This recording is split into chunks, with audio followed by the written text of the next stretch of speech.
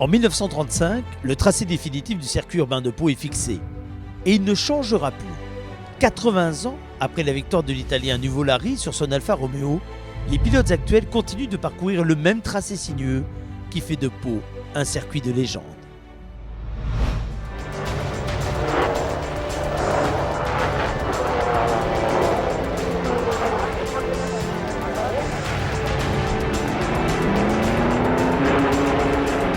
Le champion Nuvolari est gagnant en 2h38 minutes 19 secondes 4/5 à la moyenne horaire de 83 km 964.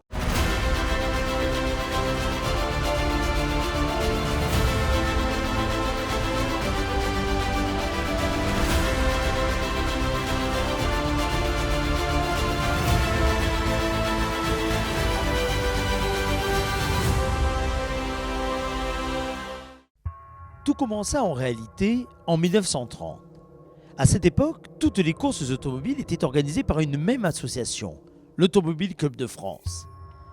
C'est sous le nom de Premier Grand Prix de l'ACF que s'est déroulée sur un circuit tout à fait différent la première épreuve automobile du Sud-Ouest.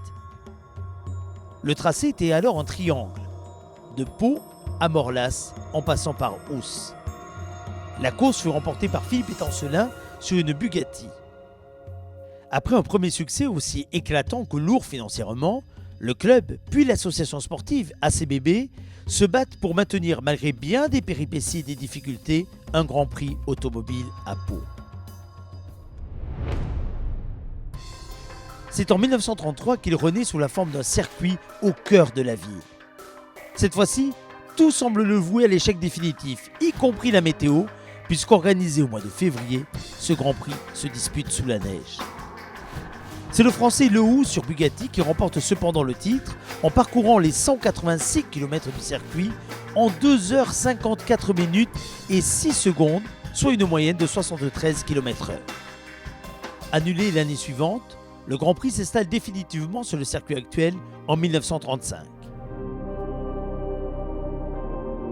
Durant les années 30, qui vont s'inscrire à peu près jusqu'aux années 39, le tracé palois et le Grand Prix de Pau va vraiment s'inscrire au sein de la communauté des plus beaux circuits nationaux ou internationaux. À cette époque, beaucoup d'écuries aux deux pilotes, leur rêve était de venir courir sur ce tracé vraiment particulier. Ainsi, on a vu débarquer un Enzo Ferrari en 1935. À l'époque, Enzo Ferrari ne construisait pas des voitures, donc il a fait appel à son confrère italien Alfa Romeo pour s'inscrire sur le Grand Prix de Pau de 1935. De ce fait, Enzo Ferrari va engager Tazio Nuvolari, dit Al Campionissimo, et va gagner en 1935 le Grand Prix de Pau.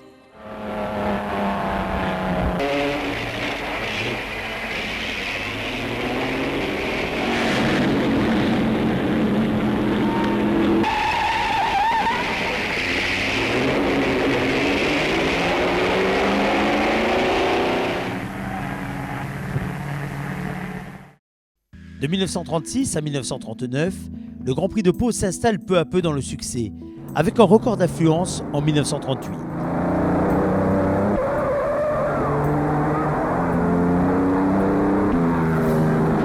Étancelin, Vimille, Dreyfus s'imposent au palmarès, avant qu'en 1939, les Flèches d'Argent, menées par Hermann Lang, signent un doublé prémonitoire de la puissance allemande de l'époque.